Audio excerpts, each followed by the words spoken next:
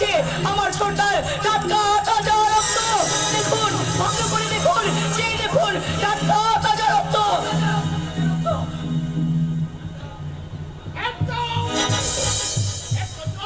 মানুষকে খুন করে পালিয়ে যাবে ভেবেছ? যাও, পুলিশের ইন্সপেক্টর বসন্ত রায়ের চোখে এত সহজে ফাঁকি দেওয়া যায় না, যাবে না। I say you, একদম। বসন্তদা!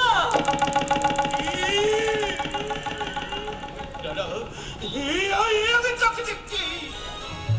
ভাই রক্তি হাত রাঙা একটা রাক্ষসী বোনকে। তুমি কখনো ভাস্করকে খুন করতে পারো না? তুমি মিথ্যে বলছো। তুমি মিথ্যে বলছো। বিশ্বাস হচ্ছে না? চেয়ে দেখো, চেয়ে দেখো আমার চোখের দিকে। আমার চোখে কেমন ফুটে উঠছে নৃশংসতার চিহ্ন। তুমি কখনো ভাস্করকে খুন করতে পারো না? চেয়ে দেখো, চেয়ে দেখো আমার হাতের দিকে। আমার হাতে আছে আমার ছোটদার টাটকা তাজা রক্ত। একবার একবার শুকিয়ে দেখো। আর এই রক্তটা শুকলেই আমার ছোটদার গন্ধ পাবে। শুকিয়ে দেখো বসন্তদা, একবার শুকিয়ে দেখো। তুমি চুপ করো শিউলি, তুমি চুপ করো। তোমার এই নির্মম সত্যের মাঝে আমার অসহায় কর্তব্যটা যে দুর্বল হয়ে পড়ছে। বসন্তদা! সবিশ্বাসীর মাঝে নিজেকে আমি একটু করে হারিয়ে ফেলছি। কেন কেন তুমি এই কাজ করলে শিউলি? জানি না, জানি না বসন্তদা, আমি কিচ্ছু জানি না। আমি শুধু এইটুকুই বলতে পারি বসন্তদা, তোমার শিউলির লজ্জার পাপড়িগুলো আজ একটা একটা করে খসে গেছে বসন্তদা, খসে গেছে, খসে গেছে। কেন তুমি এই কাজ করলে শিউলি? কেন কেন কেন? হতভাগিনী শিউলি আজ তার ছোট্টার হাতে লাঞ্ছিতা।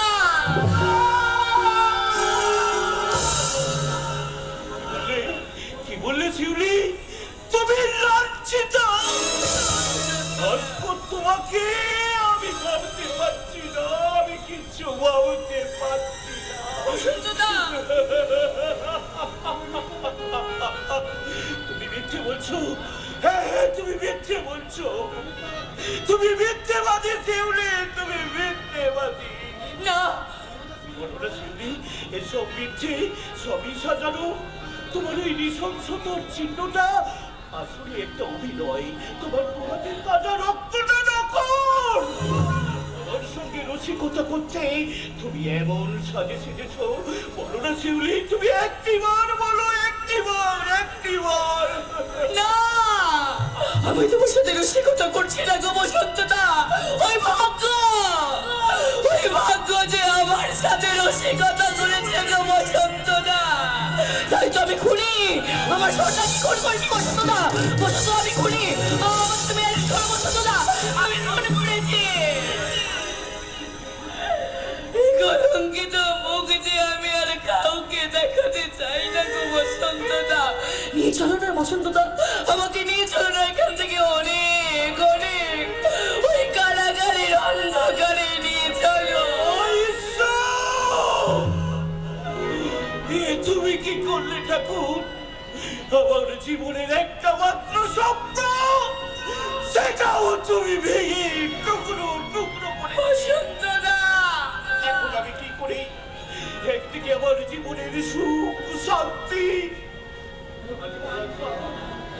অন্যদিকে আইন রক্ষকের কঠোর কর্তব্য দেবতা। আমায় তুমি পথ বলে দাও, পথ বলে দাও। আমি বলে দিচ্ছি বসন্ত, এই মুহূর্তে কি তুমি অ্যারেস্ট করো।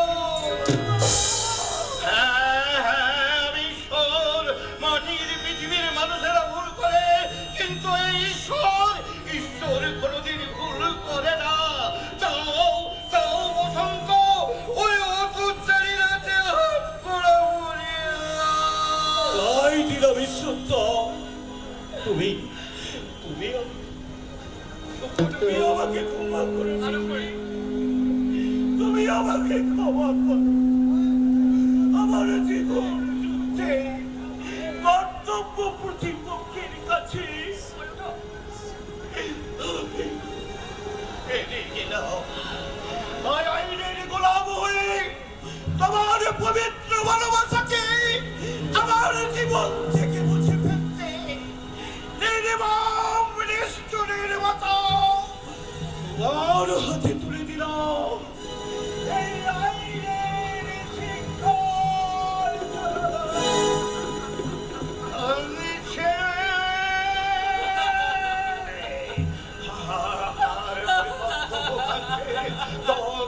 করে যখন ঝরে পড়ছে আইনের চোখে বিবেকের জলে বাবা বিচারকের ভাষা আজ বোবা হয়ে গেছে। এই নহির প্রশাসনের হাতে শোভা পাচ্ছে শৃঙ্খল পাবে না কেন? গায়ের মেয়ের শিউলি আজ শ্বশুর বাড়ির পরিবর্তে যাচ্ছে জেলখানায়।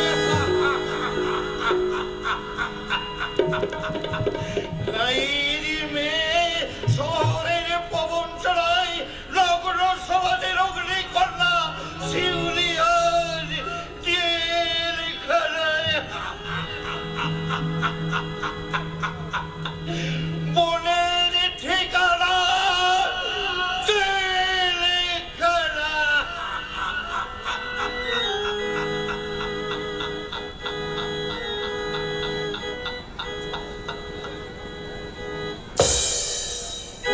সাজের শিউলি অকালে জ্বরেছে ওই শুনে তার কান্না। এবার তার চিৎকারে মরে মন বলে ঠিকানা জেলখানা। সাজের শিউলি অকালে জ্বরেছে ওই শুনে তার কান্না। এবার তার চিৎকার করে মন বলে ঠিকানা জেলখানা। মনের ঠিকানা জেলখানা, মনের ঠিকানা জেলখানা।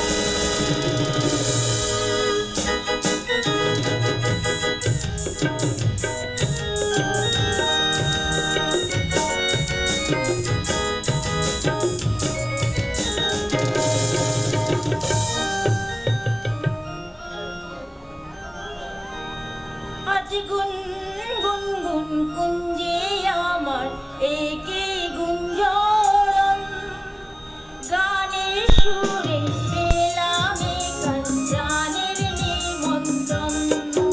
আজ গুন গুন গুন কুঞ্জে আমার একে গুঞ্জরণ গানের সুরে পেলাম গান প্রাণের নিমন্ত্রণ।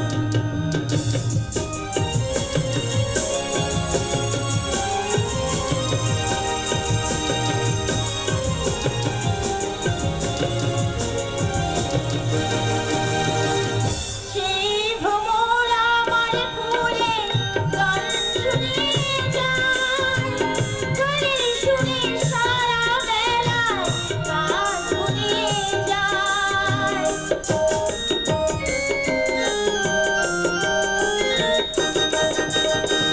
সেই ভ্রমর আমার ফুলে গান শুনে যায় গানের সুরে সারা বেলায় গান শুনে যায়। অঙ্গে আমার ভাবনা রঙে থেকে শিহরণ গানের সুরে পেলাম গান প্রাণের নিমন্ত্রণ। আজ গুনগুন কুঞ্জে আমার একে গুঞ্জরণ গানের সুরে পেলাম গান প্রাণের। আজ গুন গুন কুঞ্জে আমার একে গুঞ্জরণ গানের সুরে পেলাম গান প্রাণের নিমন্ত্রণ। আমি এসে গেছি আদুরি, আমি এসে গেছি। তবে আর কি আমার মাথাটা করে কিনে রেখেছিস এমন করে আমার দিকে তাকিয়ে দেখছিস যেন আমাকে আগে কোনোদিন দেখিসনি। আরে তোকে বারে বারে দেখেও যে আমার মনের আশা মেটে না রে আদুরি। চুপ কর। তোকে যতই দেখি ততই যেন আমার চোখের খিদে বেড়েই চলেছে। এই চুপ কর মুখ কর। অপমানকে গাঁধিয়েছিস, তোর কপালে কিন্তু অনেক দুঃখ আছে বলে দিলাম। আরে যা তোকে বিয়ে করতে আমার কই গেছে। হয়ে গেছে। ঠিক আছে, আমি তাহলে যাই। ও পাড়ার ফুলটুসি আমার দিকে তাকিয়ে না মুচকি মুচকি হাসে, ইশারাতে আমাকে অনেক কিছু বলতে চায়। আমি তাহলে এখন ওই ফুলটুসির কাছে যাই। শালা ফুলটুসিটা যা হয়েছে না পাইনি। এই বলাই, দেখ কিন্তু ভালো করে বলে দিচ্ছি। আরে ভালো হোক সেই খারাপই হোক, আমি ওই ফুলটুসিকেই বিয়ে করবো। হ্যাঁ হ্যাঁ, যা তাই কর। শালা পুরো যাত্রা এরকম বিয়ে করবে একটার সঙ্গে আর বিয়ে করবে অন্য মেয়েকে। তুই আমার সাথে থেকে চলে যা। আরে দূর পাগলি, ফুলটুসি আর তুই ভাবটাও বুঝলি না। তুই আমার সাথে ঠাট্টা করছিলি? আরে তোর সঙ্গে নয়, ঠাট্টা করছি আমি আমার এই হবু বউটার সঙ্গে। ছাড়, কেউ দেখে ফেলবে রে, ছাড়।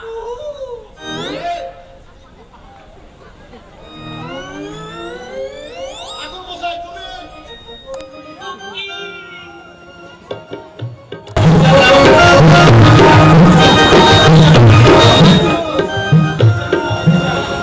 মশাই আরে আমার কি দোষ? তোদের মনের মাঝে বসন্ত আসতে দেখে আমার কোকিল আমার কোকিল যদি কুহু করে ডেকে ওঠে তা আমি কি করব বল? ঠাকুর মশাই তুমি এখনো তা বাবা তোদের জোড়াটা ভেঙেছিস তো? আর কতক্ষণ চোখ দিয়ে হাত দুটো হাত দিয়ে চোখ দুটো চেয়ে তাকাবো? কে বলেছে তোমাকে হাত দিয়ে চোখটাকে ঢেকে রাখতে? এই যে অন্ধকারে থাকবো না তো কি তোদের ওই পাপ কর্ম দেখে আমি না রাখতে পারছি না। ঠাকুর মশাই ঠিক। কোথায় সদা সবত্রে মেয়েকে স্বাস্থ্যচার মেনে বিয়ে করবি তা না, একেবারে প্রেম প্রীতির সঙ্গে ওই ধোপার মেয়ের সঙ্গে প্রেম প্রীতি করবি। দেখ ভাই আমি তোকে বলে দিচ্ছি এই মহা পাপের জন্য তোকে প্রায়শ্চিত্ত করতে হবে। ঠাকুর আমিও তোমাকে বলে রাখছি, এই গায়ের বুকে বাস করে তুমি কখনো চাপ পাতার মতো উপরি করবে না। চুপ কর, আমি যাটা আমি গায়ের সবাইকে বলে দেবো সমাজের নামে তোদের নামে বিচার চাইবো না, তোদের নামে বিচার চাও। হ্যাঁ পাজি বজ্জাত পা ছাড়া কুলাঙ্গার কথাটা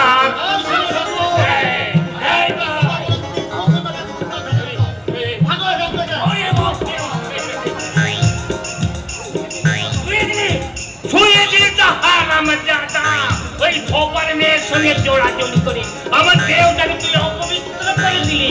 এই অবিদায় আবার আমাকে গঙ্গায় স্নান করতে যেতে হবে, ওই সেটাও বদলাতে হবে। তার সঙ্গে নিজের চরিত্রটাও বদলে নিও ঠাকুর মশাই। আমাকে আবার ঠাট্টা করা হচ্ছে। আমি তোকে অভিশাপ দিচ্ছি, এই রাত্রির মধ্যে তুই রক্ত দিলে মুখ মুখ দিয়ে যদি রক্ত না উঠে আমিও বিদ্যা নীতি বাণিজ্যের বংশধর।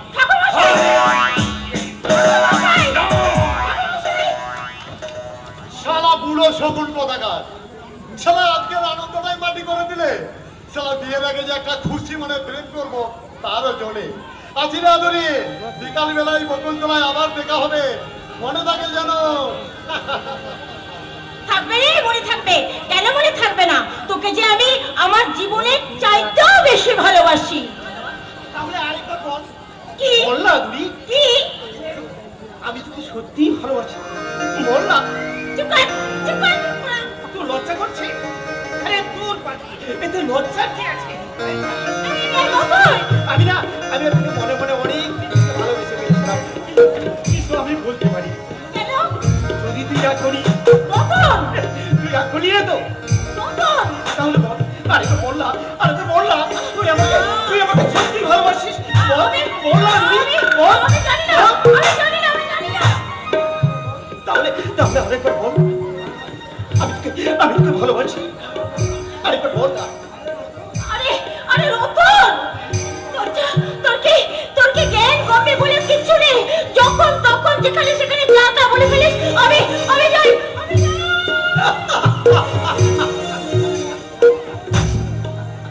আমার কথা শুনে আমি ছুটি পাবো। আরে যাক এতদিন পরে আমি তো বলতে পেরেছি যে সত্যি তোকে ভালোবাসি। আচ্ছা, বলবে তার রক্ত নেব। কথা তুই শুনিস রতন? কি কথা শুনবো? আমার বোন আদুরি রেখে কোথায় কোন ছোড়ার সঙ্গে প্রেম ভালোবাসা করছে, তা বেশ করেছে, ভালোবাসা করেছে, তাতে কোন সারার কি যায় আসে বলতো? এই সারারা জাতপাতের কথা তুলে আমাদের মধ্যে জাতিভেদের লড়াই বাড়তে চলেছে। এটা কিন্তু খবরদার। আমি ওই ছোড়ার সঙ্গে আমার বোনের বিয়ে দেবো। যে সারারা জাতপাতের বিভেদিকাতে আসবে, এই লাঠি মেরে আমি তাদের মাথা উচ্ছাদ করে দেবো। ঠিক বলেছো দেবাকর্তা, তুমি ঠিকই বলেছো। সারা দেশ আজ জাতপাতের লড়াই মেতে উঠেছে। হিন্দুরা ভাঙছে মুসলমানের মসজিদ, আর মুসলমানরা ভাঙছে হিন্দুদের মন্দির। এই ঘোর বিপদের মাঝে আমরা সকল দেশকে দেখিয়ে দেবো যে ধর্মে বর্ণে আমরা আলাদা হলেও আমরা একই দেশের সন্তান। আহ! আহ! এই তো চাই আমরা হিন্দু মুসলমান ধোপা ভাগদি সবাই যদি একে অপরকে ভাই বলে মেনে নেয়, তাহলে এই জাতি কি করতে পারবে না। আর সব তোমরা দেখে যাও এই মধুপুরের সমস্ত মানুষের মাঝে কত পবিত্র মহামেলনের সুবিধে চেপেছে। একাই সবার মাঝে শুধু একটাই জাত, সে হলো মানুষ। দেবাকর্তা আধুরীকে আমার সঙ্গে বিয়ে দিতে রাজি। এবার আমি আধুরীকে বিয়ে করে ফেলবো। তারপর এই গাজনের মেলা থেকে অর্জুন একটা লাল রঙের ডুলের শাড়ি আমি দেবো। কানে ঝুমকো, নাকে নাকচাবি আর গলায় হাত পরিয়ে আমার সামনে বসিয়ে আমি প্রাণ ভরে দেখবো। তারপর আধুরী যখন লজ্জায় রাঙা হয়ে বুবার মতো আমার দিকে মিটি মিটি চাইলে তখন আমি কি বলবো জানো? বলবো, বউ কথা কও, বউ কথা কও, বউ কথা কও।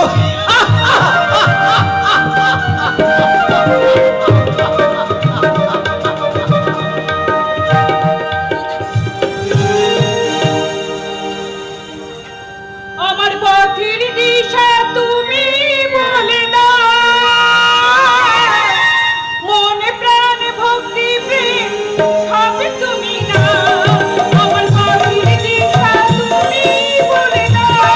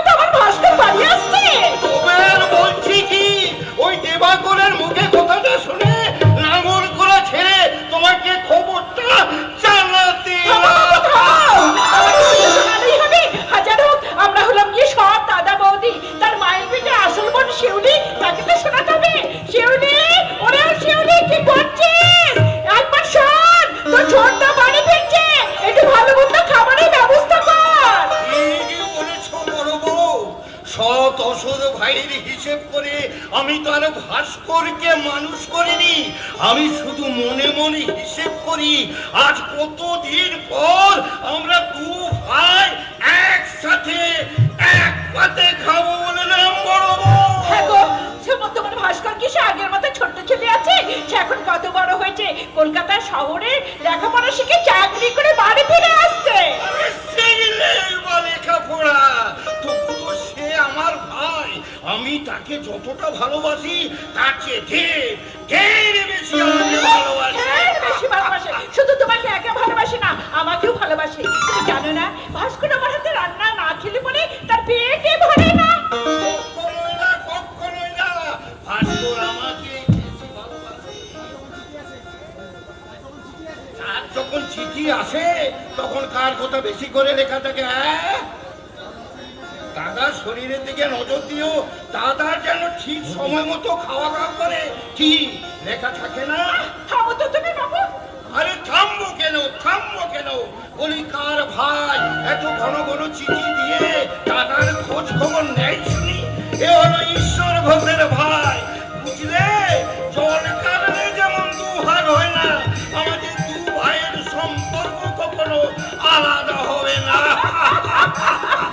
দাদা দাদা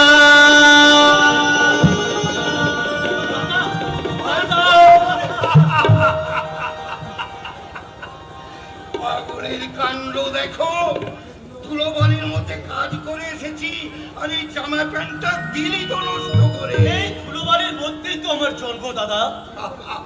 ঠিক বলেছিস ঠিক বলেছি। ভাস্কর, এদিকে আয় তো। ও ভাস্কর, তুই একবার ভালো করে দেখে বলতো, তুই আমাকে ভালোবাসিস না? তুমি তো আমার মা, তোমাকে না ভালোবেসে কি পারা যায়? ভাস্কর, তুমি শুধু আমার মা নও, তুমি আমার হৃদয় মন্দিরে আরাধ্য দেবী ভগবতী। ও বৌদি তবে তোর সব, আর আমি বুঝি তোর কেউ নই। তুমি যে আমার কে তা বলার ভাষা আমার জানা নেই দাদা। সেই ছোটবেলায় বাবাকে হারালো, বাবার অভাব তুমি কখনোই বুঝতে দাওনি। তোমার স্নেহের প্রাচীর ভেদ করে কখনো কোনো দুঃখ কষ্ট আমাকে স্পর্শ করতে পারেনি। তোমার মতো দাদার ভাই হতে আমি জন্মাতে পেরেছি, সেটাই তো আমার সবচেয়ে বড় অহংকার দাদা। ভাস্কর তুই তাই বউ যদি যেমন ভগবতীর আসনে বসে আছি, তেমনি এই ভগবতীর পাশে তোমাকে আমার ভগবান সাথে অমৃত্যু আমি তোমাদের পূজা করতে চাই দাদা। অমৃত্যু আমি তোমাদের পূজা করতে চাই। অপূর্ব ভাস্কর, অপূর্ব। দাদা বৌদির প্রতি তোর অশেষ শ্রদ্ধা ভক্তি দেখে আমি আশ্চর্য না হয়ে পারলাম না।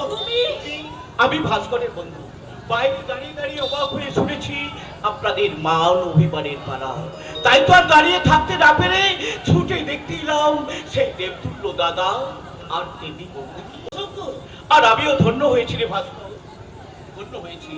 কেন জানিস? কেন? এই ক্ষুদ্র গ্রামের মাঝে বিশাল এই মাটির মাঝে অন্যের দুঃখে যার অন্তর হাহাকার করে কাটে, অপরের বুকে ভালোবাসা কাজ করতে যারা নিজেদের সুখ আনন্দ তত্ত্ব দুহাত বাড়িয়ে দিতে প্রস্তুত, সেই মহান ভাগ্যবান আর ভাগ্যবতীর চরণ স্পর্শ করি। তুমি দেখি আমার ভাস্করের মতো একটা পাগল ছেলে। বলেছো? হ্যাঁ দাদা, আপনাদের না জানিয়ে ভাস্কর কিন্তু একটা কাজ করেছি। কি করেছে? ভাস্কর চাকরি দিয়েছে। দাদা, আমি ওকে শহরে চাকরি করতে দেব না। ওরে, তোকে যে আমি গ্রামের মানুষের জন্য লেখাপড়া শিখিয়েছি, আমি নিজের হাতে স্কুল করে দেব।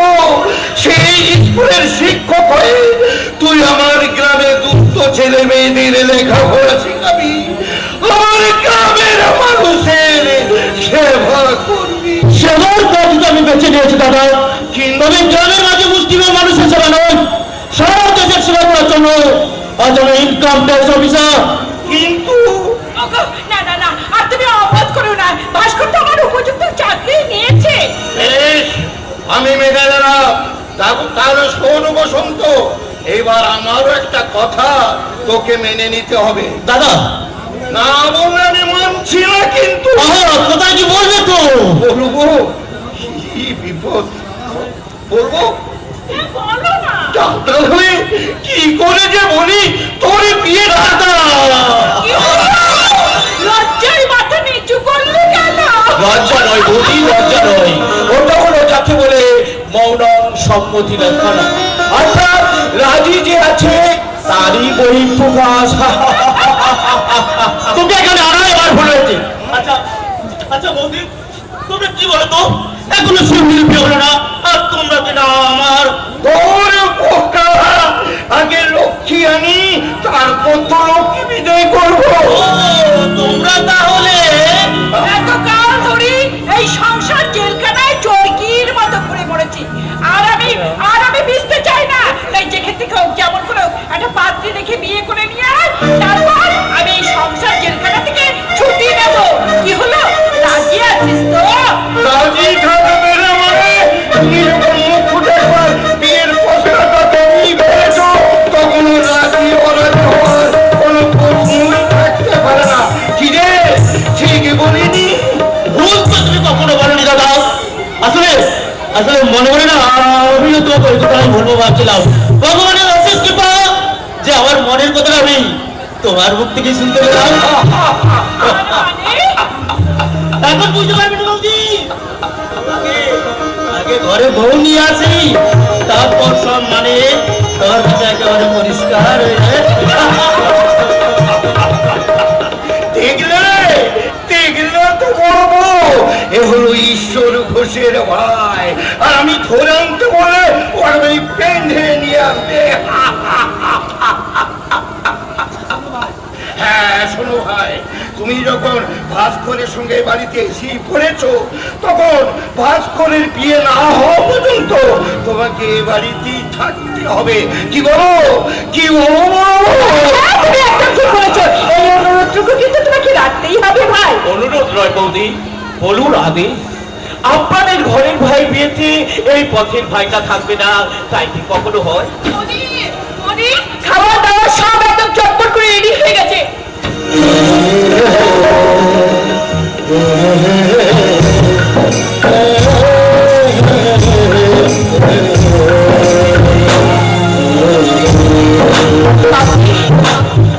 কি হলো রে, তুই ওকে থেকে থমকে দাঁড়িয়ে গেলি কেন?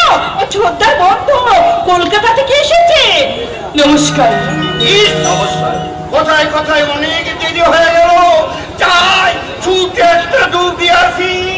বাডা কিন্তু দু ভাই একসাথে এক পথে খাবো বলে দাম বলবো।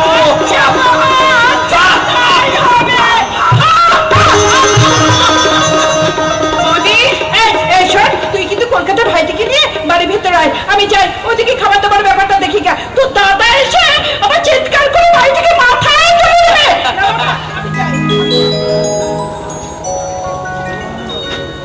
আমার নাম বসন্ত রায়। আমার নাম শিউলি। ভাস্করের বোন, তাই তো? সবাই তো তাই বলি।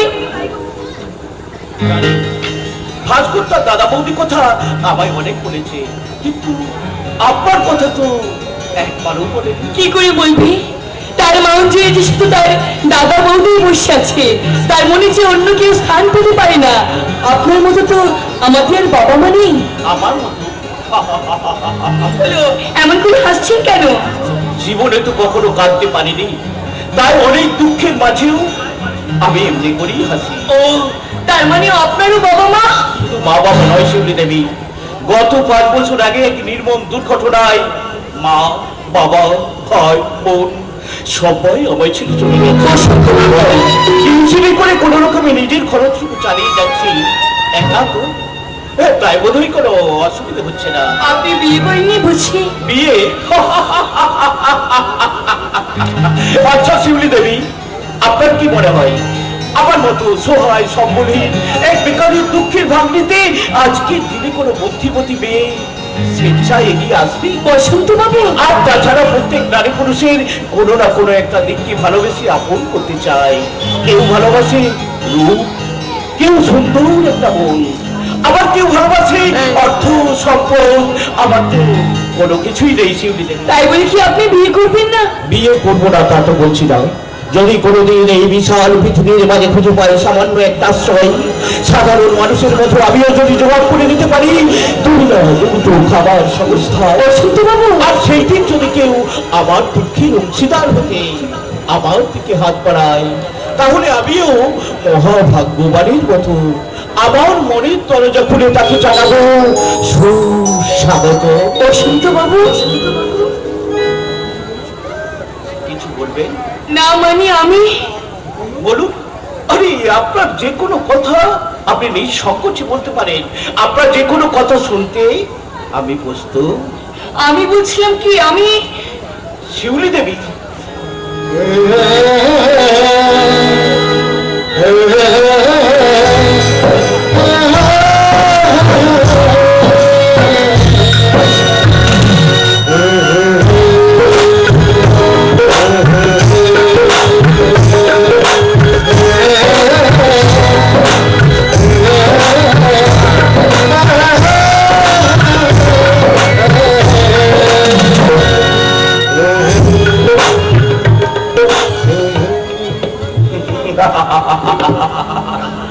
মুখ ফুটে বলতে না পারলেও তোমার চোখের ভাষা আমাকে সব বলে দিয়েছে।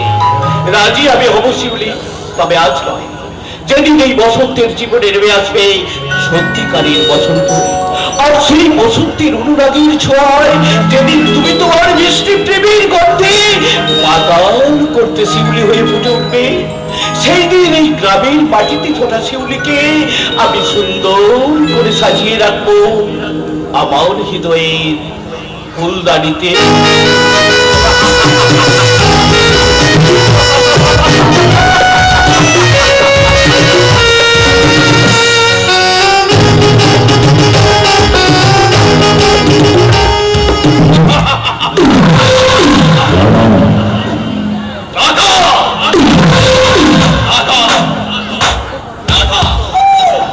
আজকের সমাজের আসল বনিয়াদ হলো টাকা। টাকার জন্য স্বামী স্ত্রীর সম্পর্ক বিচ্ছেদ হয়ে যাচ্ছে, ভাই ভাইয়ের মুখে বসিয়ে দিচ্ছে সবচেয়ে আধুনিকতার মনে মুছে ফেলছে জন্মদাতা বাবার নাম।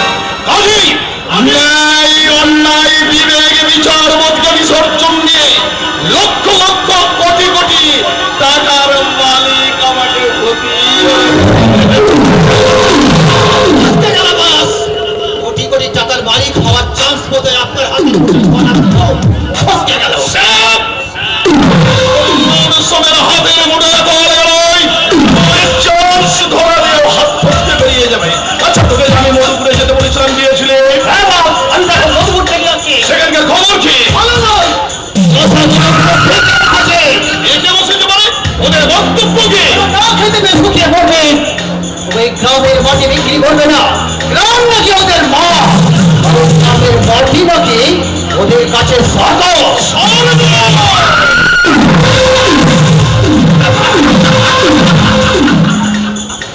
ওই মাটির স্বর্গটা আমি ভেঙে চুরমার করবো।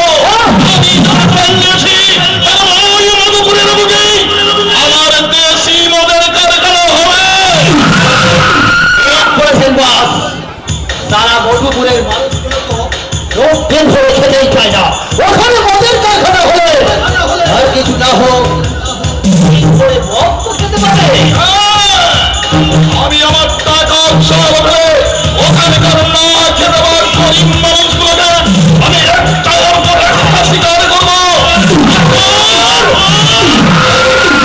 আমি এই শিকারগুলোকে উপযুক্ত শিক্ষা এড়িয়ে দেবো। মূর্খ মানুষগুলোর উপর আরো না যেমন আপনি তাহলে শিকারের জন্য প্রস্তুত হন, আর আমি আপনার শিকারের চোখটা সাজিয়ে ফেলি।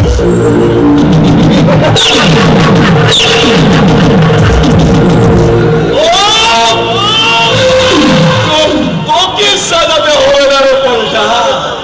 ওটা আমি সাজিয়ে রেখেছি। ফেলতে পারলে পারছি না। মনির আনন্দ আমি কিছুতেই চোখে রাখতে পারছি না। লাভলি,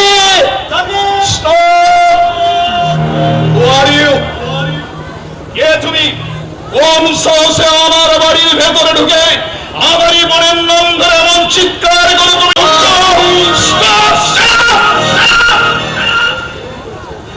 দাদা কাকে কি বলছিস? জানিস ও আমার কি? জানবো রে বোন? কি বলছেন আপনি? দাদা হয়ে বোনের কোনো খোঁজও নিয়ে আসেন না? সেই করে লাগতে গেলে আপনি আমার বান্ধবী, তাহলে তো ওর নাম ধরে ডাকতে ডাকতে এই বাড়ির ভেতরে ঢোকার সাহস পেটা হওয়া। আমার মতোই অনেক ছেলে এই লাভলির নাম ধরে এই বাড়ির ভেতরে ঢোকে ধরে তার জন্য সাহসের দরকার হয় না। লাগে কারণ আর 5টা বয়ফ্রেন্ডের সঙ্গে তুমি ভাস্করকে গুলিয়ে ফেলো না। ও ভীষণ ভালো স্টুডেন্ট, আর তাছাড়া ও আমাকে না ভীষণ ভীষণ ভালোবাসে। ভীষণ ভালোবাসে মানে?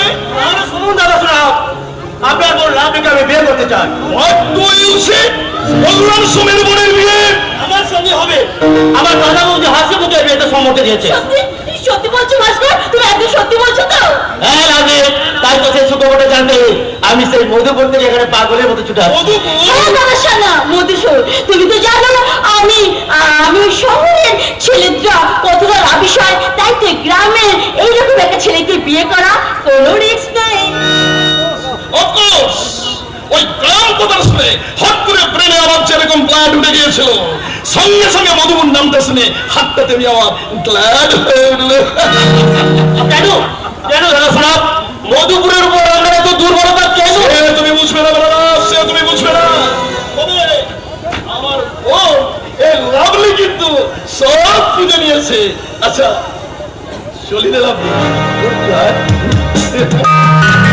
দাদা তোকে না গুড লাক জানানোর দরকার নেই, এই লাভলি তার নিজের জীবনে কিন্তু ঠিক করে যাবে। কি ব্যাপার, কি ব্যাপার লাভলি? তোমার দাদার কথার মধ্যে কেমন যেন একটা রহস্যময় তার জ্বালা। সেটা থাকবেই, কারণ আমার দাদার শোনা হবে তোমার শালা, তাই তো তার কথার মধ্যে এমন রহস্যময় জ্বালা। তাই তো তোমাকে আমার নিয়ে বলতে ইচ্ছা করছি, এমন মধুর সন্ধ্যা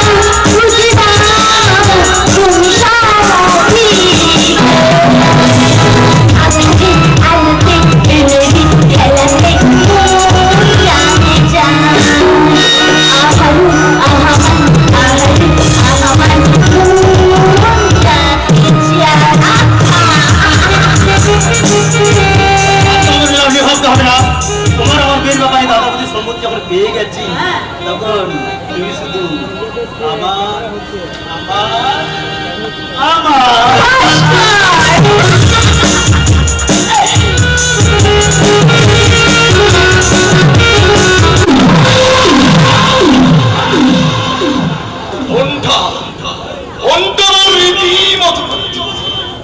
অনেক বুদ্ধি খরচ করে মধুপুরে আমাকে আমার শয়তানি জাল বিছাতে সেখানে সামান্য একটু ভালোবাসার চালে ও আমার সেই মধুপুরে ঢোকার রাস্তাটা পরিষ্কার করে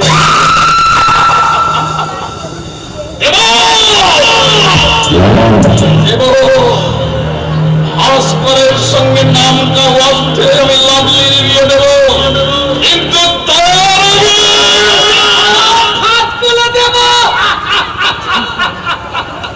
ভাস্কর দেবে আমি দিদিকে সব বলে দেবো। যুদ্ধ তো বিয়েই হবে, গৌ ভাত হবে না, আর ফুলটাও হবে না। তুই বাজে কথা বলছিস? বাজে কথা নইলে দাদা, বাজে কথা নয়। ওই খুব থাকতে তোর খাদাতে দিদিকে সব দিবি, আর আমি কিনা চুপ করে বসে থাকবো। তাহলে দাদা না, এ বিয়ে আমি ভেঙে দেবো। কোথায় গা? আরে ভেঙে দিবি কিরে? ভেঙে দিবি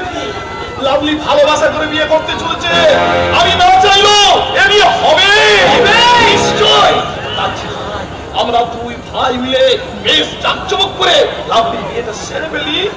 দাদা এখানে কলকাতায় মদ আসলে দাদা মদ মদ তুই কি করবি? খাবো। এই রাস্কেল, তুই আমার খেতে মদ চাইছিস? হ্যাঁ, মদ খেয়ে দেখবো তোর মতো আমারও মাথার বদ বুদ্ধি গুলো কেমন কিলবিল কিলবিল করে দেখে উঠে। আর তোর আর আমার বদ বুদ্ধি গুলো যদি একটাতে মিটে দেয়, থানা দুনিয়া থেকে থানা চলিয়ে দেবো। ওই বাজে কথা না বলে তুই আমার কথা শোন ভাই, শোন। আমাকে লাভলির বিয়েটা ভালোভাবে সেরে ফেলতে, তারপর একটা সুন্দরী মেয়েকে তোর বিয়ে দিয়ে দেবো। ইয়ে! দাদা দাদা আমার বিয়ে দিয়ে একটা সুন্দরী টুকটুকে বউ ভালো আনবে। তারপর একদিন নিজেই খেলা কত তুলে কিনিয়ে কিনিয়ে খাবে। তোকে আমি কিনি না দাদা, তোকে আমি ভালো বলেই কিনি। খালা বউ তো আমার হলেও তুই তাকে একদিন তোর কোলে তুলবে, তাহলে তুলবি। তুই এক কাজ কর দাদা, তুই বললাম তো বিয়ে করলে একটা বউ নিয়ে আয়, আর আমি বললাম তোর বউটাকে মাঝে থাকে। কি করলে বড় বাবু? এই খেপা ছেলেটাকে এমনি করে এভাবে সবাই ও বড্ড শিয়ারা, এমন সব কথা ছুঁই সবাই যে আমার মেজাজটা পর্যন্ত চালিয়ে দেয়। বাবু, এই বড় বাবু কি বাজে কথা বলতে গিয়েছিলে? দাদাকে আমি অত বাজে কথা বলতে গিয়েছিলাম। কি বলতে গিয়েছিলে? দাদা আমার বিয়ে দেবো বলছিলাম। বাবু, আমি বলেছিলাম দাদা তুই বলো একটা বিয়ে করলে বউ নিয়ে আয়, আর আমি বলো তোর বউকে মাঝে মাঝে মা বলে বলো না সামান্য। আমি কি দাদাকে বন্ধ পাবে কথা বলতে গিয়েছিলাম? আমার মা নেই, আমি কি কাউকে মা বলে ডাকতে পারি না? তুমি বলো না। দাদা ঠিক কথাই বলেছে, আমার মতো একটা হবগবা খেপা ছেলে যদি কাউকে মা বলে ডাকে, তাহলে মা ছোট্ট তাদের নোংলা হয়ে যাবে তেমন না। তাই তো আমার মুখে মা ডাকতো একেবারে বাজে কথা।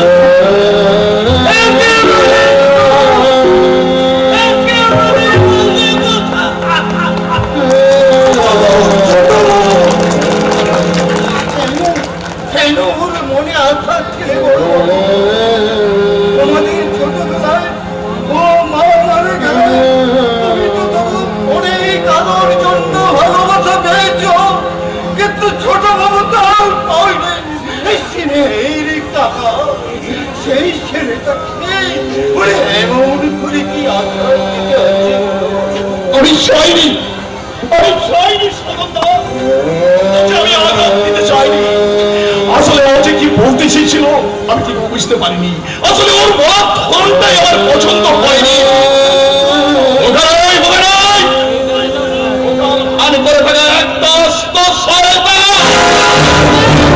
শয়তান বলছো? আমার প্রত্যেকটি কাজে পাগড়া দিয়ে ওরা একমাত্র কাজ এমন সন্ধ্যা ছুরি চালায় যে আমার মেজাজটা পর্যন্ত চালিয়ে দেয়। এক সময় বলা হয় ওই রাস্কেল থেকে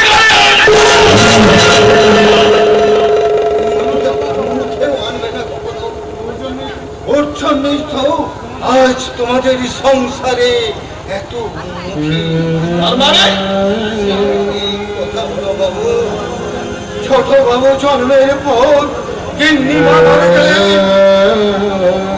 বাবন মরে গেলেন, আর বড় বাবন খুব দুঃখ কষ্ট পেয়েছিলেন। একদিকে গিন্নি মায়ের ব্যথা, অন্যদিকে এই বিখরঙ্গ ছেলেটার জন্ম দুঃখ। সেদিন এক নাম করে তোকে যেতে বলেছিলেন। এই বিকৌরঙ্গ ছেলেই হলো তোমাদের সংসারে ধ্বংস সম্পদের গতি।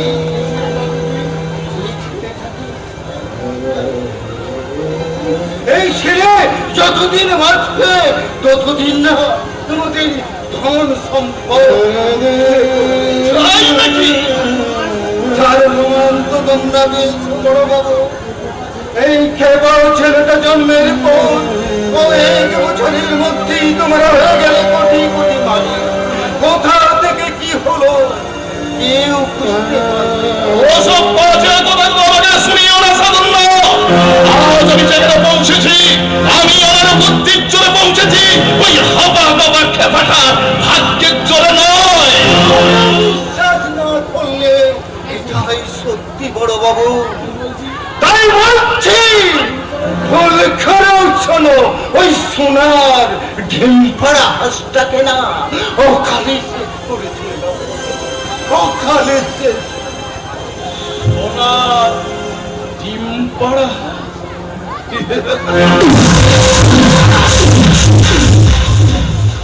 সত্যি সত্যি সাধন না, তুমি না জেনে একটা গোপন সত্য কথা বলে ফেলেছো। সত্যই সত্যই তোমার আমার কাছে একটা সোনার ডিম পাড়া।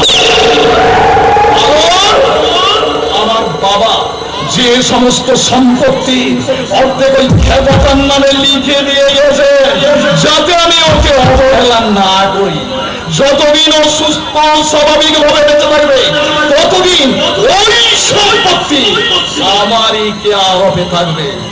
আর যদি ও স্বাভাবিক ভাবে ওর মৃত্যু ঘটে, তাহলে পুরো সম্পত্তিটাই ওই সরকারের হাতে চলে যাবে। কিন্তু আমি তাও হতে দেব না। আমি চাইবো যে ওই সম্পত্তিটাও আমার হবে, আর ওখানে ওই সোনার ডিম্বা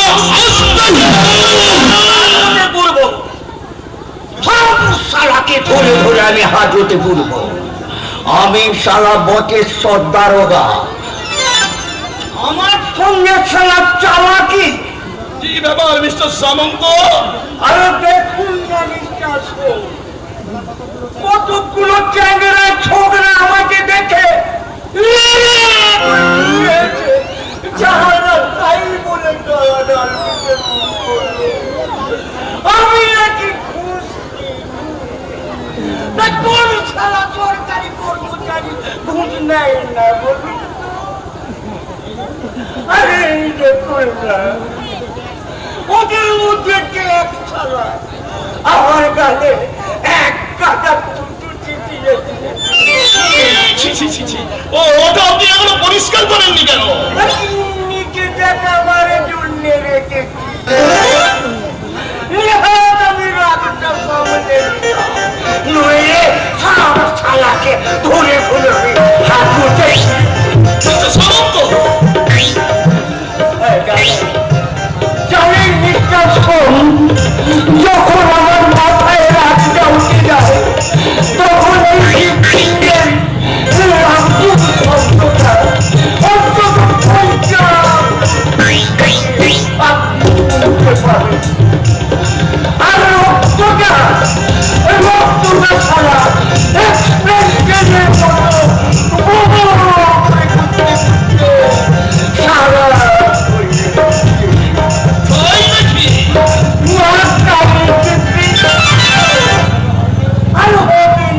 তাই নাকি? শিবের অংশে আমার জন্ম, বাবা বটেশ্বরের মানুষ করে মা আমাকে পেয়েছিলেন বলেই তো আমার নাম বটেশ্বর। আর এই বটেশ্বরের সঙ্গে চালাকি করে সারা রাত গায়ে এমন রাগের শরীর নিয়ে আপনার কিন্তু পুলিশের চাকরি নেওয়া উচিত হয়। ওই কথাটা ওই চিন্তিটা তাই বলে বলে আপনার ওই কারখানার প্ল্যানটা কত দূরে গুলো যতটা সহজ ভেবেছিলাম ঠিক তা না। কেন ওখানকার লোকেরা এ ছবি শব্দ রাজি হচ্ছে না। রাজি হচ্ছে না মানে জলরাজ্য জমিদারি পেয়েছি বাবার জমিদারি পেয়েছে।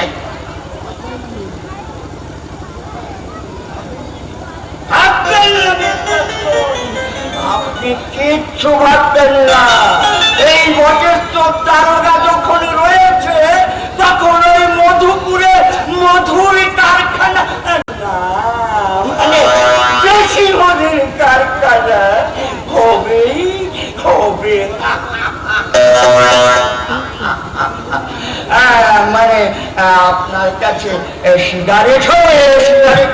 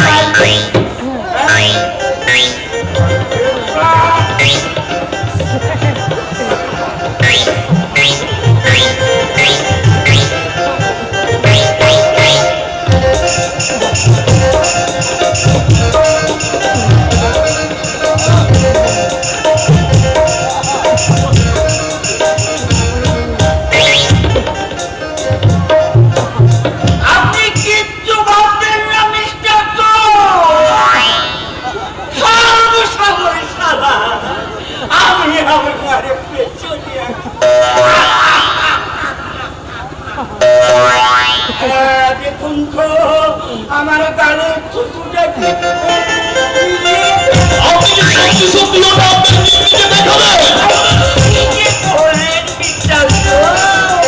আরে সবাইকে দেখালাম, আজকে আমি প্রাণের ছেলেকে ভালোবাসি, সেই প্রাণের মানুষকে দেখাবো না, তাই তখন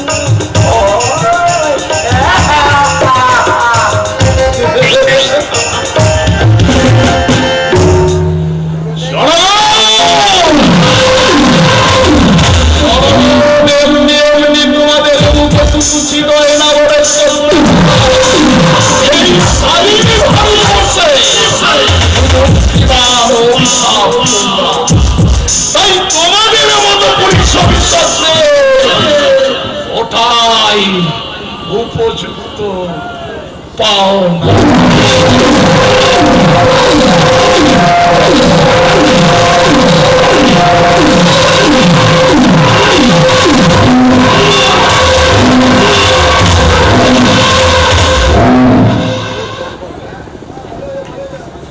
চলছে পেটের ভিতর একেবারে দাঁড়াও দাঁড়াও করে আগুন জ্বলছে।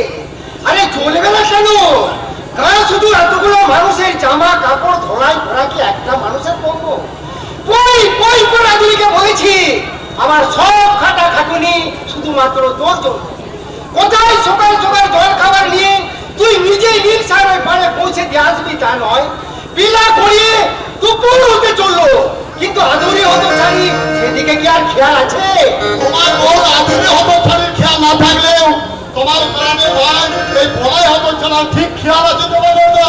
তুই ঠিকই বলেছিস বলাই, তুই ঠিকই বলেছিস, কিন্তু তোর হাতে একটা কি জানো গরম গরম সিঙ্গারা আর কচুরি অমুক করে গঙ্গা ছাড়ছে, তাই এই অসময়ে সিঙ্গারা কচুরি নিয়ে কাকে খাওয়াবো না? আমি কাকে আবার তোমাকে আমার কি? হ্যাঁ দূর থেকে দেখলাম তুমি এই নীল সাহেবের ঘাটের জামা কাপড় যাচ্ছ, তা ছুটতে গিয়ে আমি নবর দোকান থেকে এই গরম গরম সিঙ্গারা কচুরি নিয়ে এলাম।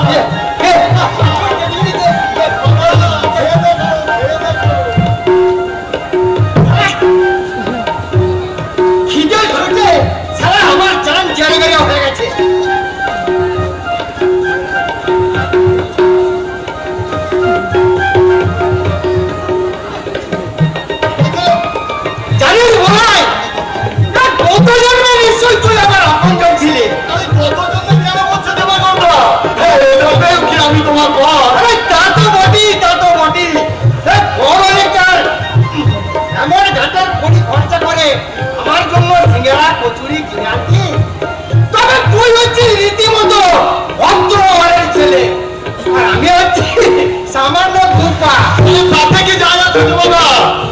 আমাদের জন্ম পরিচয় কি রং গায়ে লেখা থাকে? আর তা যদি থাকতো তাহলে আমার আগে তোমার কোন আদরেই তোমার জন্য জল খাওয়া লাগতো। কাণ্ড দেখেছ? যেই সুযোগ পেয়েছে অমনি দাদার কাছে আমার নামে ভুজং ভাজং দিতে শুরু করে। তাহলে বেশ করেছি, বেশ করেছি। ওই কি রকম আক্কেল তো বল দেখি। দেবাদা সেই ভোরবেলা থেকে মাথার ঘাম পায়ে ফেলে পরিশ্রম করছে, আর তুই এতক্ষণে জল খাবার আছিস। দাদা তোর কি রে দাদা, তোর কি? আমার দাদা আমি যখন খুশি খেতে দেবো, তার মধ্যে তুই বলার কে রে শালা? খবরদার, খবরদার বলছে, তুই বলাই কোবাক্তি বলবি না। ও ছিল বলি এই জীবনে আমি প্রথম তাই মতো জল খাবার খেতে পেলাম। ছেলেটা আমার জন্য কত কষ্ট করে সিঙ্গারা কচুরি কিনে এনেছে।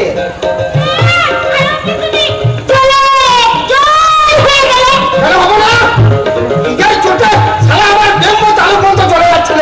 হ্যাঁ, এই সময় মেলা ভাত করিস না তো। তুমি আমার জল খাবার খাবো না? তোর মতো ঘরের বুড়ের বাচ্চাটার জল খাবার হচ্ছে। এই পরের ছেলের ছেলেটা আমার কাছে অনেক অনেক বেশি, বুঝলে?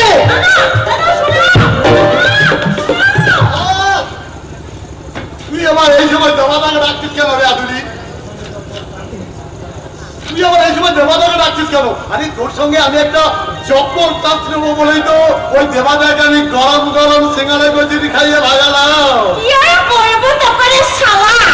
তুই একটা আস্ত ভেজা বেলা। আরে আজকের দিনে কাজ বোঝাতে হলে যে এরকমই করতে হয় রে আদুলি। আরে চুপ করবো মানে? আমার তো এক এক সময় কি মনে হয় জানিস আদুলি? কি মনে হয়? ভগবান তোকে যেন শুধু আমার জন্যই পৃথিবীতে পাঠিয়েছে রে আদুলি। বলাই তাই তোকে ছেড়ে বলছি, আমি যে তোকে ছাড়া বাঁচবো না রে আদুলি। আমিও কি তোকে ছাড়া বাঁচতে পারবো না বলাই? আমি আমি মুখ্য সূক্ষ্ম ধোপার মেয়ে। প্রেম ভালোবাসা কাকে বলে জানি না, আর বুঝিও না। আমি শুধু এইটুকুই বুঝি, আমার মাটির ঘরের দেবতা হলি তুই, তুই, তুই। মনে দরজা খুলে দিলাম,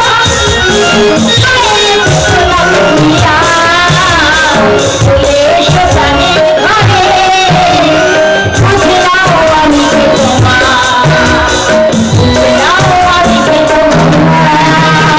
মনে দরজা খুলে দিলাম, বাইরে খোলা দুনিয়া, চলে এসো প্রাণের ঘরে, বুঝে নাও আমি কে তোমার, বুঝে নাও আমি কে তোমার।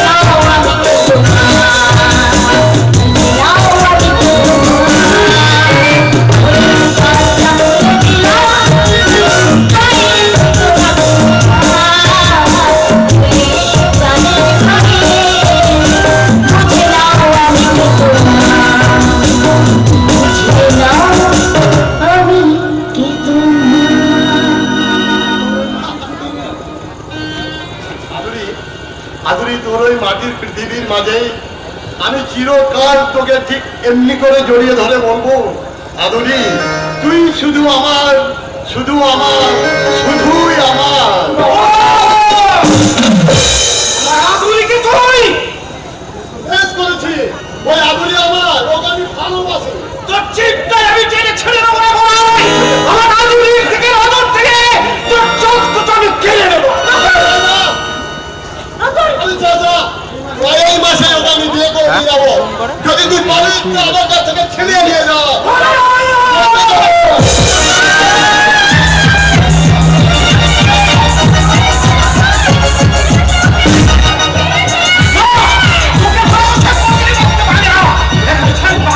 ছাড়বো না।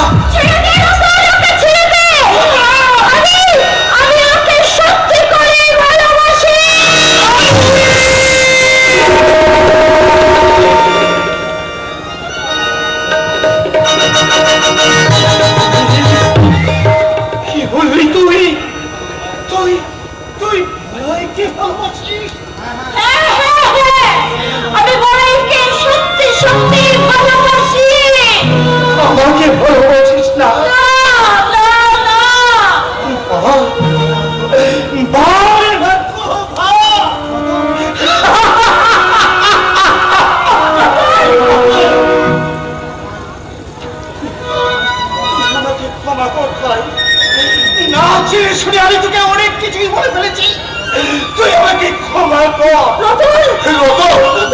রতন আদুরিকে তুই ভালোবাসিস, তাহলে তুই একথা আগে কেন বলিস নি আমাকে? তাহলে তো আমি না রে বলে না, ভালো তো সবাই বাসে, কিন্তু ভালোবাসা কজন পায় বলতে পারি?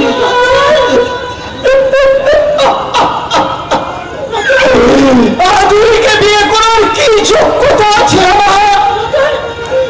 তোর মতো কি ভালো ঘর আছে, না জমি জিরে আছে?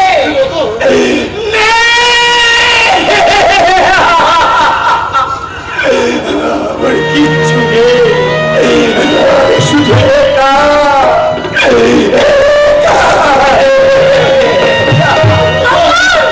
তুই ভাবছিস না রে, তোরা দেখিস তোদের এই আনন্দের দিনে আমার যদি চোখে জল পড়ে, তাহলে লোকে বলবে কি? দেখিস আর আমি কাঁদবো, এই এই রে, তুই অমন করে মুখ দিয়ে দাঁড়িয়েছিস কেন? আয় বোনারের পাশে দাঁড় করিয়ে দেখি তোদের এমনটি মানায়।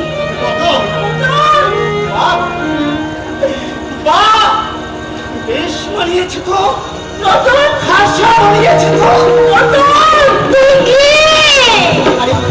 আরে তুই পাগলি, এখনো তোর চোখে জল।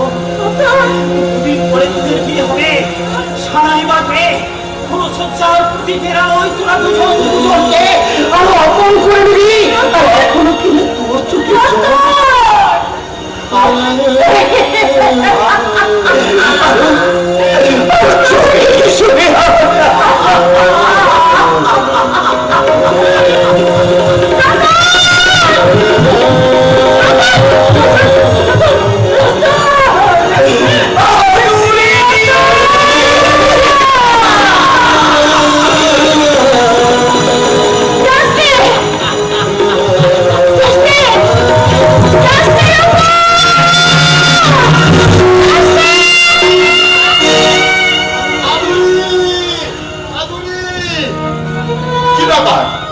আদুরি রতনের পিছন এভাবে ছুটলো কেন? তাহলে কি আদুরিও? হ্যাঁ, আমাকে আদুরির ওপর নজর রাখতে হবে। এই রতনের ওপর আদুরির কোনো দুর্বলতা আছে কি না?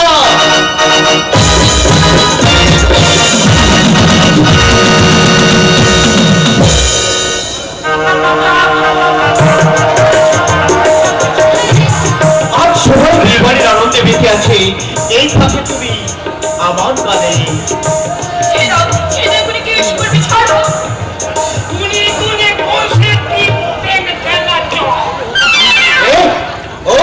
নাটের গুরু ঘরে না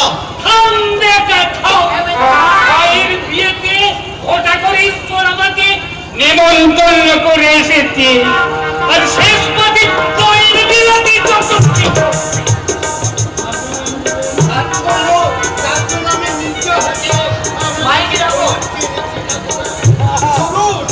মণ্ডপে চলুন, আমি নিজে হাতে আপনার পথে দই পরিবেশন করব। এই হররাম বাড়ির চর্চে এই জয়ে প্রতিনিধি করে একবার যখন অজ্ঞবক্ত আছে আমি উঠে এসেছি এই গৃহে, আর তখন আমি অন্যতম আমি চালাবো না। তাহলে কি আমার ভাস্করের মহাকল্যাণ হবে? আমার ভাস্করের কথা ভেবে আপনাকে যে খেতে বসতেই হবে ঠাকুর মশাই। বললেই হলো, আমাকে কি কাঙালি দিয়েছ? জানো, ইচ্ছে করে আমি তোমাদের বংশ দিয়ে অভিশাপ না মানে অভিশাপ দিয়ে বংশ নাশ করে ঠাকুর মশাই, চলুন চলুন, গ্রহণ করবেন, চলুন। কদাপিও না। তাহলে কিন্তু ঠকবেন ঠাকুর মশাই, ব্রাহ্মণপুরের ভোজন দক্ষিণা কিন্তু এখনো বাকি। ভোজনে কিনা মানে আজ তোর উপর একটা টাকা স্বর্ণকারের দোকানে গেলেই কর করে 500 টাকা। কথাটা আগে বলবো, তার মানে নেপা টেপা খেদা মানে তেরা মানে আমার ছেলেগুলোকে সঙ্গে করে নিয়ে আসতাম, তখন আর হাঙ্গামা নিয়ে না মানে দই নিয়ে হাঙ্গামা হতো না, বরঞ্চ আমার ছেলেটিকে নিয়ে মিছিল করে বলতাম চাই না দই, চাই না দই, চাই না দই। বলি ওই ঠাকুর মশাই কোথায় যাচ্ছেন? নেপা টেপা খেদা তেরা মানে আমার ছেলেগুলোকে আনতে যাচ্ছি, বলে গুনে এক ডজন ছেলে 4 নম্বর দিয়েছি, তাই এক ডজন রূপোর টাকা আমার চাই চাই চাই, রূপোর টাকা আমার চাই চাই চাই। শালুক চিনেছে গোপাল ঠাকুর। আমি আবার নতুন করে দই দিতে যাচ্ছি শিউলি, এবার পাতি পাতি দেবো দই, বন্ধ হবে হইচই। আর আমিও যাই, আমি ছুটতে গিয়ে দাদা বৌদি ফুলসজ্জার ঘরটা ভালো করে আমি গুছিয়ে দিয়ে আসি। দাঁড়াও তুমি দাঁড়াও, রসটা কত বড় কথা, আগে আগে আমাকে আমার জীবন্ত দেবদেবীর পায়ের ধুলো দিতে দে। এসো, এসো আপনি, আরে বাবা, প্রণাম করো।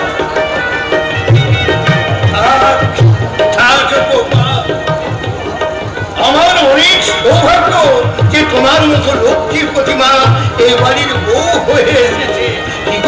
কি গো বড় বউ, তুমি কিছু বলো? আমি আবার কি বলবো, মনে মনে একদিন ধরে আমি তো এরকম জুটি চেয়েছিলাম। আই তো ছোট,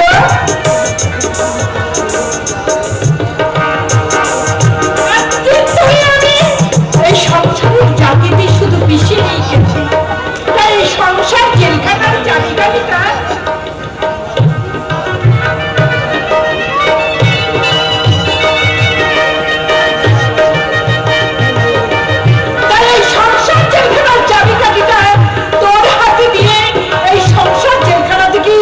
ছুটি দিলাম রে ছোট, আমি ছুটি দিলাম। ঠিকই বলেছ বড় বউ, ঠিকই বলেছ। জীবনে অনেক কাজ করেছি, কিন্তু এবার আমাকে ছুটি নিতেই হবে। কিন্তু এবার আমার নতুন ঠিকানা হবে গয়া, কাশী, বৃন্দাবন। শুনলি তুমি ছোট, বর্ষা তোকে ওয়াকফ হারিয়ে গেল, এবার ফাঁকা মাঠে বললি যা। ও এবার বুঝতে পারিসনি বুঝি, মানে ফুলসজ্জার ঘরে বৌদিকে একা পেয়ে শুধু গোলের পর গোল নিয়ে যাবি। মেয়েটা তো অসভ্য। না না, ওকে চিন্তা তুমি ভুল করছো আপনি।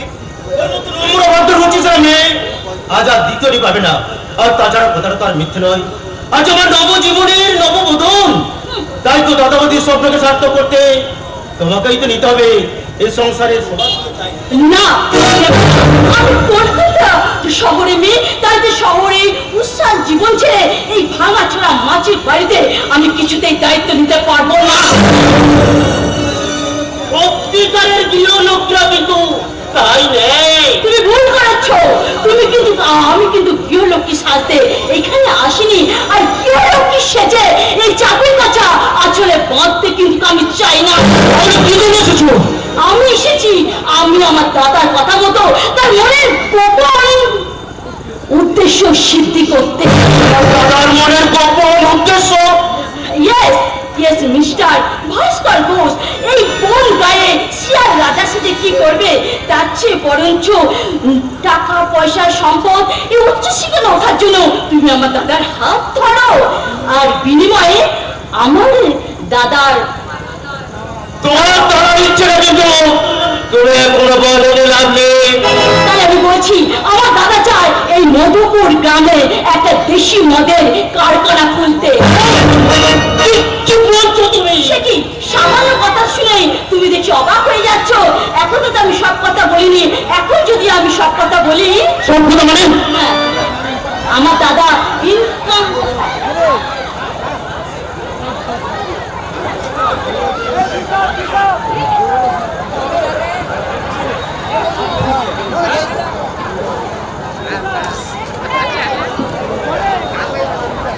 দেশি মদের কারখানা। কি বলছো তুমি? সে কি এই সামান্য কথাতেই তুমি এত অবাক হয়ে গেলে?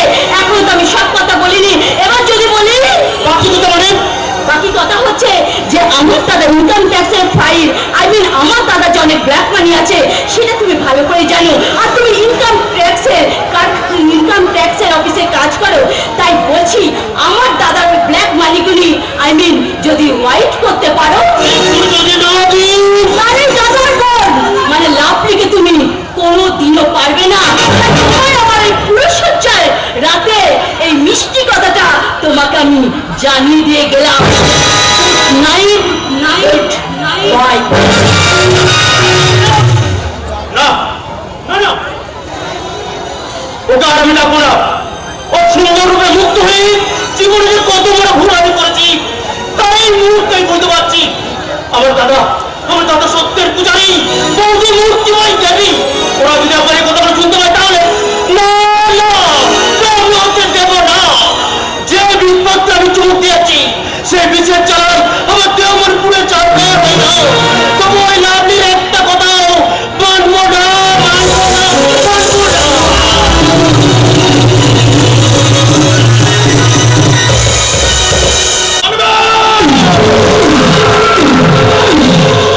ভাস্কর ঘোষ, মানতে তোমাকে হবে। আমার ঈশ্বরদের কঠিন প্রতিজ্ঞাকে চূর্ণ করতে আমি আমার বোন লাভলিকে আমি তোমাদের সংসারে চার্জ করছি। এইবার ওই ডিনামাইট ভয়ঙ্কর শব্দ করে তোমাদের শান্তির সংসারে ওই সুখের ইমারত থেকে ভেঙে বাড়ি করে দেবে। আর আমার দাদা সেই ভাঙা ইমারতের উপরে দাঁড়িয়ে ধই ধই গেলে লাগবে। আবার কেন তুই এখানে এসেছিস? ও থাকানো তাল বানতাল করতে। এই কল্যাণ সবের চাল কখনো বাঞ্চাল হতে পারে না। আমি গাড়ি বোঝাই করে নামি নামি কোম্পানির উপহার যৌতুক দিয়ে আমি লাভলিকে তার শ্বশুর বাড়ি পাঠিয়েছি। এইবার ওই শ্বশুর বাড়ি ওই সব ইকারির বাচ্চারা আমার পায়ের তলায় কুত্তার বাচ্চার মতো করে থাকবে। আমার মতো লেলি কুত্তা পারে না রে দাদা। কিছু কিছু বিলাতি কুত্তা পাখায়ের মতো ঝাঁপিয়ে বলে তোর গোলা টিপে ধরবে। সেই সব অবাধ্য কুকুরকে আমি চাপকে চম্পস বানাবো। দাদা আচ্ছা দাদা, তোকে তোকে একটা কথা জিজ্ঞাসা করবো। ও কি কথা? গুলি ভেঙেই যদি দিবি তাহলে দিদিকে ঘর বানতে পাঠিয়ে দিলি কেন? কি বললি? যেমন তোর বোন তেমনি আমারও দিদি। আমার দিদির সংসারে আগুন জ্বালাতে গেলে আমি তোর গায়ে আগুন জ্বালিয়ে দেব।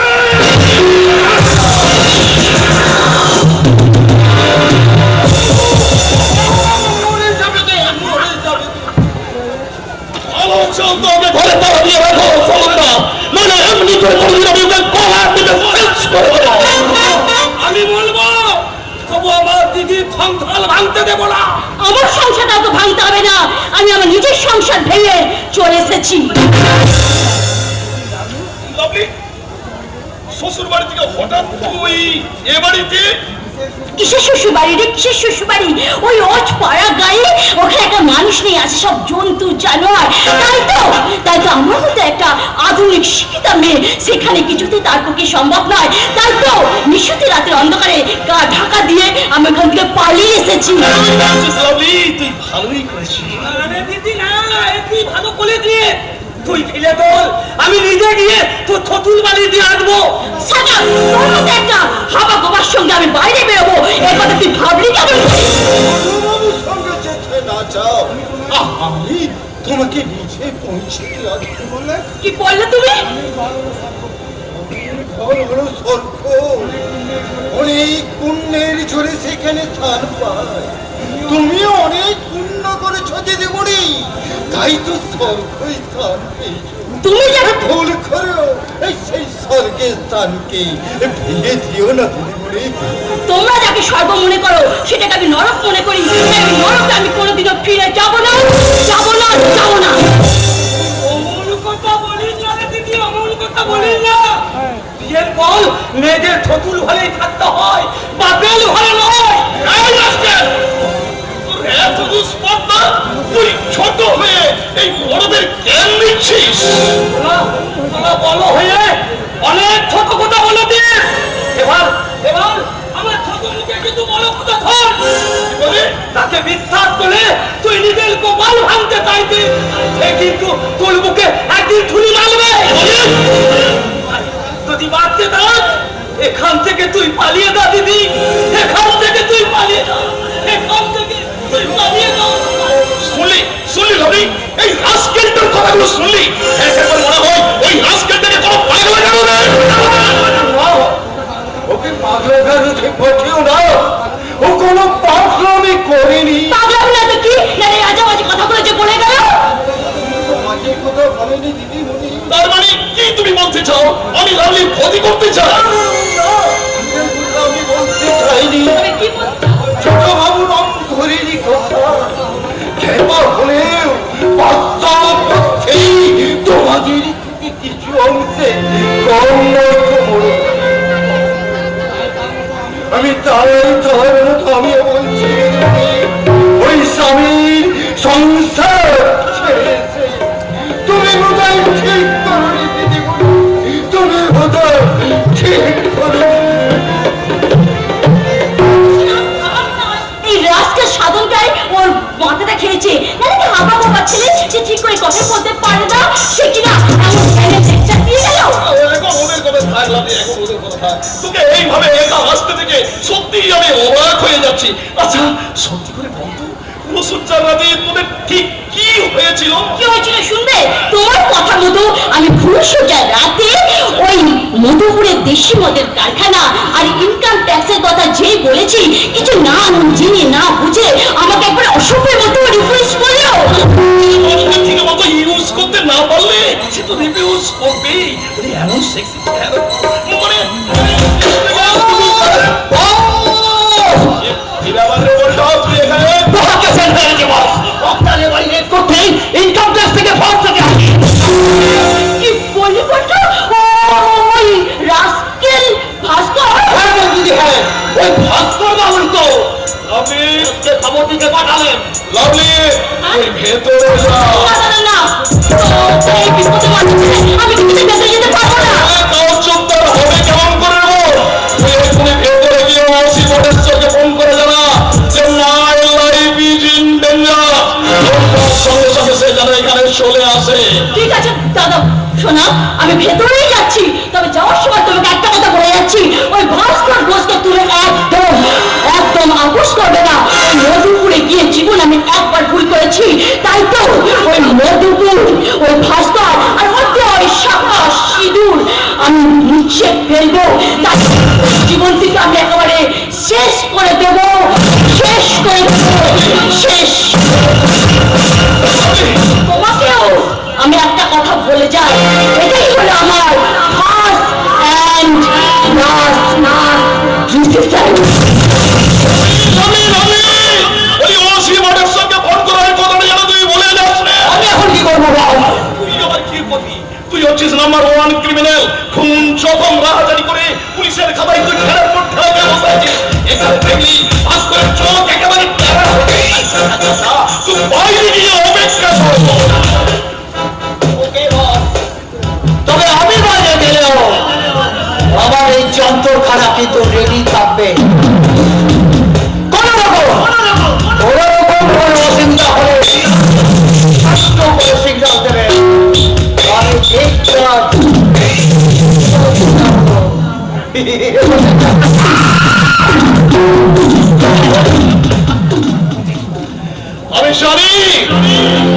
আমি জানি রে বলটা, আমি সব জানি।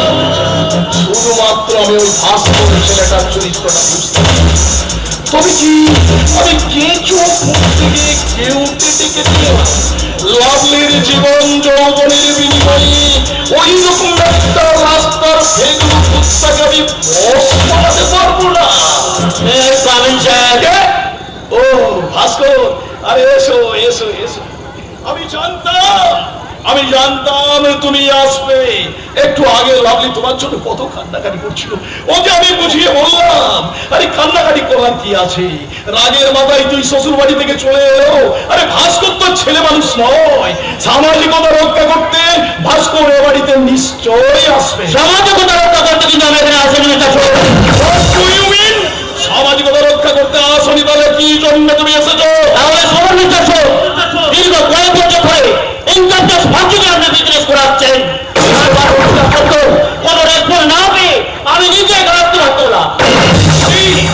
সামাজিকতা রক্ষা না করে যখন আপনি অফিসিয়াল ভিজিট দিতে এসে, তখন আমি আপনাকে জানিয়ে রাখছি কাগজপত্র আমার নামে সাবমিট করেছে। অফিসার ঘুষকে আপনার নকল কাগজপত্রগুলো আসল করে সাবমিট করেছেন।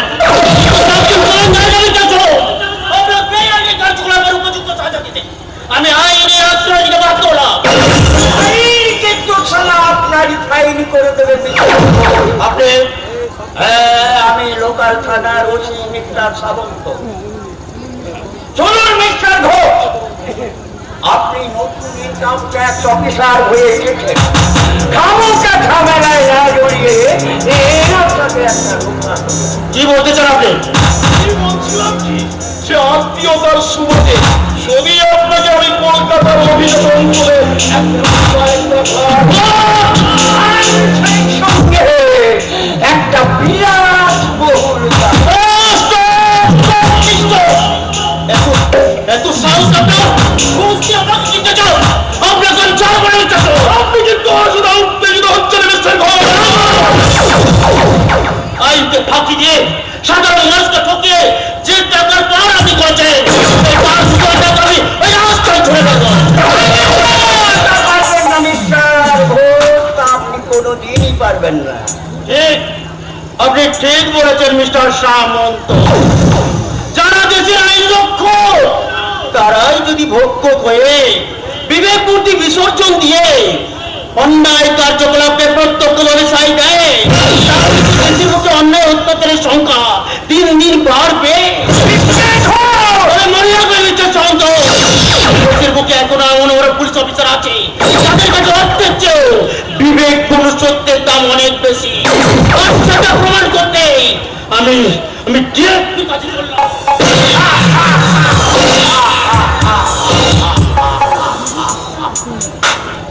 সারা যুধিষ্ঠির যেন একেবারে মরতে এসে হাজির হলেন।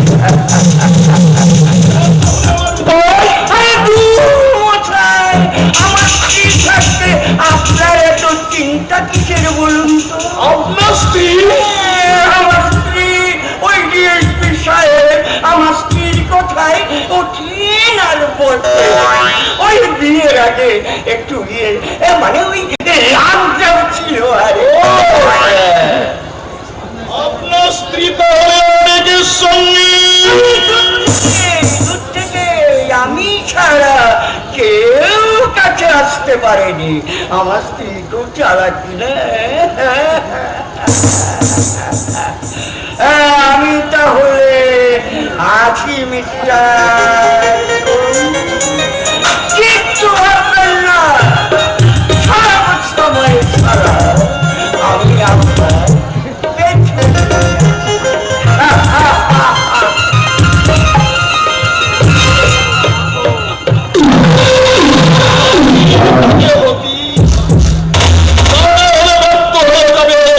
আবার দীর্ঘদিনের আঘাত।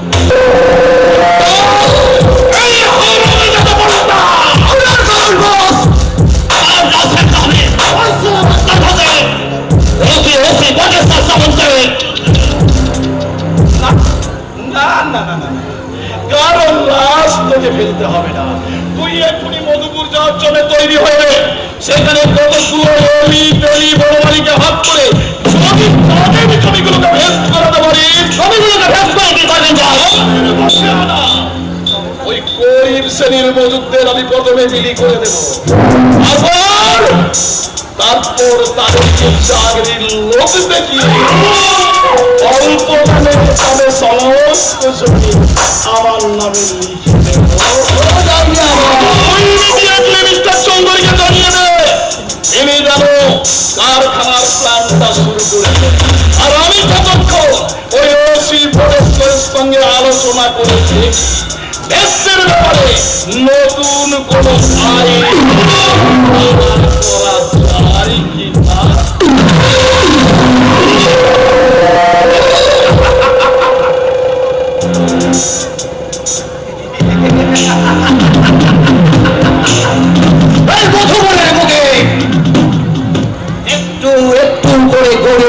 দেশি মদের কারখানা জানানটা উড়ে পড়ে যাবে গাঁজা আফিম আর হেরোইন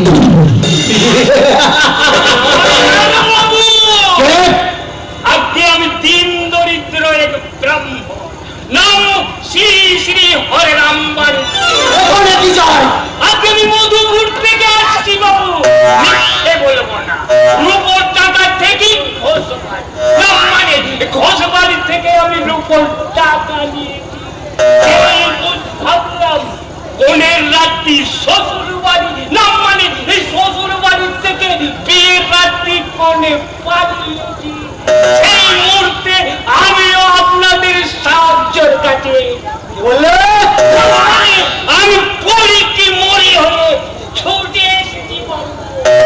আরে তুমি আমাদের সাহায্য করবে কে আরে তোমার তো দেখছি সেই হিম্মতই নেই খুব আছে বাবু খুব আছে আমি হলাম একনিষ্ঠা ব্রাহ্মণ ওই দুবেলা গেদা জড়িয়ে নামাবলি এই নামাবলি গায়ে জড়িয়ে গেদা পাঠ করি তা যাই করো মদ খেতে পারবে মদ কি গন্ধই বাবা সঙ্গে অবশ্য মুরগির মাংস থাকবে পারবে মেয়ে ছেলের হাত ধরে নাচানাচি করতে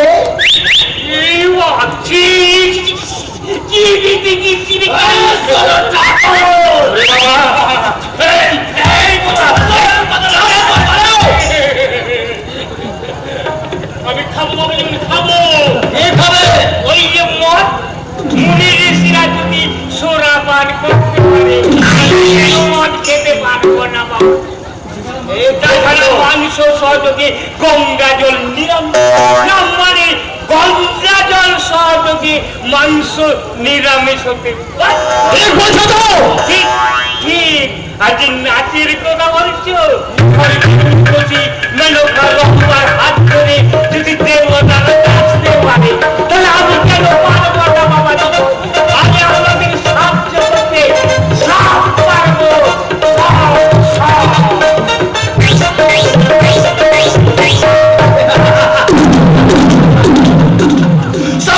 নম্বরের খণ্ড তোমাকে বড় মাংস খাইয়ে যদি না ডিস্কো নাচর নাচিয়েছে তাই আমার নাম পাল্টায় নয়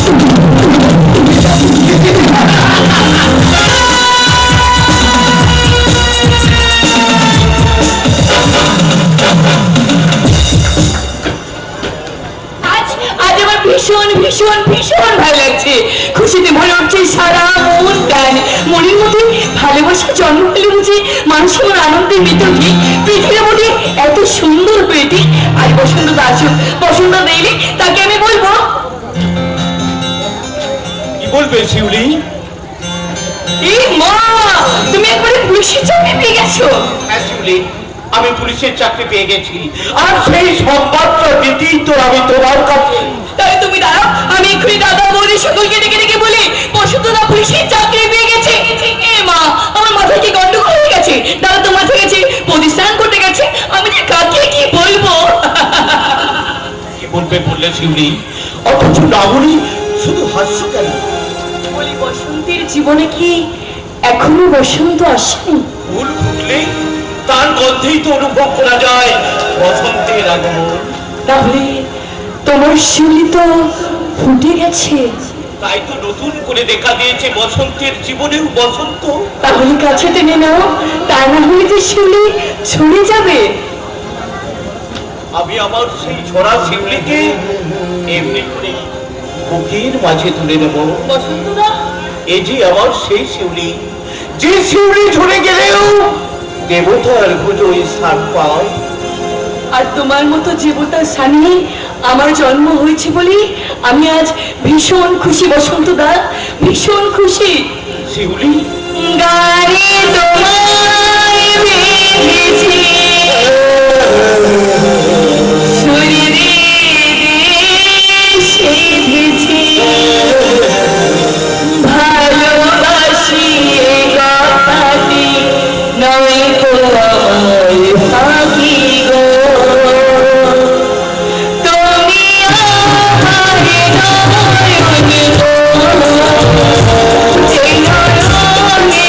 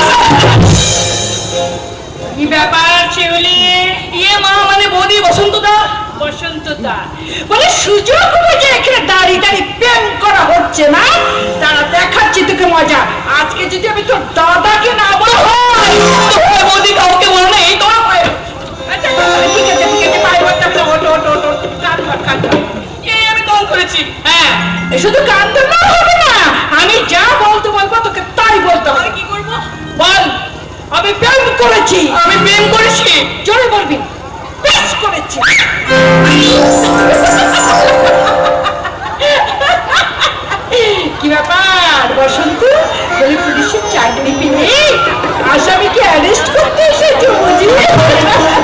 আসামি তো আগে থেকেই সারেন্ডার হয়ে বসে আছে বৌদি। আমাকে আর বিশেষ কিছু কষ্ট করতে হবে না, আমি পুলিশের চাকরি পেয়ে গেছি।